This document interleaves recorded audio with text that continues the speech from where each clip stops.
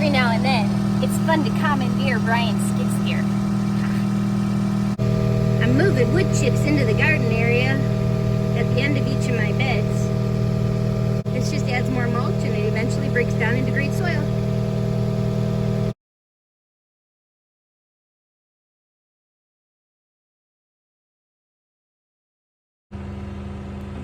See all those piles of wood chips?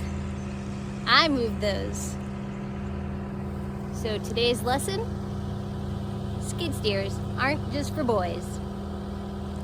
Thanks for watching, and just keep growing.